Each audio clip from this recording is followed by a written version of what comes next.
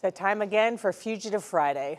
Yeah, that's right. We're here with Trish Rout, manager of Southwest Florida Crime Stoppers, and we are watching out for four bad guys. We just heard a pretty startling number that they're all kind of grouped together with. Yeah, we're talking about more than 80 arrests between four people. That's crazy. 80 arrests. Wow. And they keep climbing. And we're starting off this week's list with a guy who went on the lam after a violent afternoon of attacking a gas station cashier, then neighborhood maintenance workers, and finally a Lee County Sheriff's deputy. Ryan McBride now has 2 warrants for his arrest, both for failing to appear in court on charges of resisting with violence, fleeing and eluding, as well as 3 counts of battery on a law enforcement officer. McBride's bad day started when he lost his cool at the gas station, slinging derogatory comments at the clerk before taking a few swings at him. Not too long later, deputies were called to a disturbance in Bonita where the 32-year-old was harassing workers. Upon their arrival, they were met with McBride, who grabbed a sharp spear-like stick and attempted to stab them multiple times. Even once they were able to subdue him, McBride kept kicking, scratching, and spitting on the deputies, spewing his verbal venom the entire way to jail. He was released after a week in lockup with the promise of showing back up for court, which he failed to do last month. Now he's forfeited $30,000 in bond and is a wanted man. McBride has 3 priors for battery and running from the cops. He's 5'10", 190 pounds, and upon his arrest, he will be held without bond. Next on our list is a repeat offender who has been booked on 63 criminal charges on a span of only 7 years. Kyle McGuire is currently running from the law after he violated probation last month following an arrest for grand theft. His less than law-abiding ways have led him to establishing a lengthy rap sheet filled with charges of evidence tampering, the possession, sale, and delivery of narcotics, contempt, battery on a law enforcement officer, and violation of a domestic violence protection order.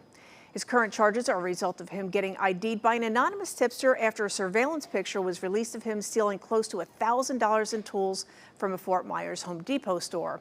McGuire has been on the run for the last week and is believed to be laying low in the South Fort Myers area.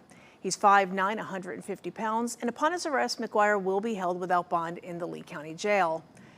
Also on the run this week is a woman who has been committing felony crimes since she was 15 years old. Crystal Rivera now finds herself back on law enforcement's radar, this time for violating terms of her pretrial release from jail following an arrest for drug possession. Deputies responded to a North Fort Myers business where a witness said druggies were openly selling and using narcotics. Upon arrival, they found Rivera sitting on the curbside, armed with a knife and carrying a stash of meth. They also found her in possession of credit cards and EBT cards belonging to 10 other people other than herself. When questioned about the find, Rivera said she didn't know where the drugs or the stolen cards came from, despite the fact that they were all in the purse that she was carrying. She spent a month in jail before being released on certain conditions, which she has subsequently failed to comply with. Over the years, this 39-year-old felon has been busted 24 times for thefts, lots of drug charges, robbery, felony battery, child neglect, and fraud. She's 5'1", 130 pounds with lots of tattoos, including the flag of Puerto Rico on her left leg, hard life inked on her hands, and the phrase criminally insane inked on her right arm. And last but certainly not least is a Lee County man accused of raping a woman near Fort Myers Beach. A new warrant for the arrest of Samuel Vance was issued last week after he violated his probation following an arrest for sexual battery.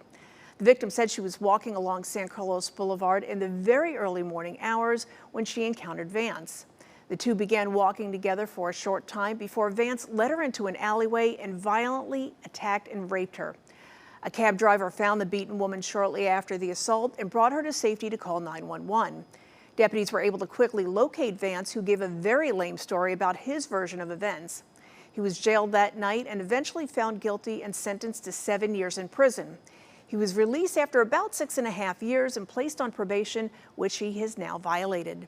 Vance has 4 prior arrests locally for burglary and other charges. He's 5'10", 165 pounds with a tattoo of the word loyalty along with the Monster Energy drink logo on his neck, 5'13" and a cross on his right hand, and Batman on his right arm. And upon his arrest, he will be held without bond in the Lee County Jail. And as always, if you recognize any of the fugitives we featured here today, you're asked to call the Crime Stoppers hotline. That number is 1-800-780-TIPS. All callers will remain anonymous and will be eligible for a cash reward of up to $3,000. Like we were saying, they are all repeat offenders, Yeah. 10, 20 arrests. The way my jaw dropped at some of those charges, everything that they're facing. Wow. Clearly, some people never learn. No, hopefully get some tips by the time you get to your phone in the car. Absolutely. Thanks, Trish. Thanks, guys. Thank you.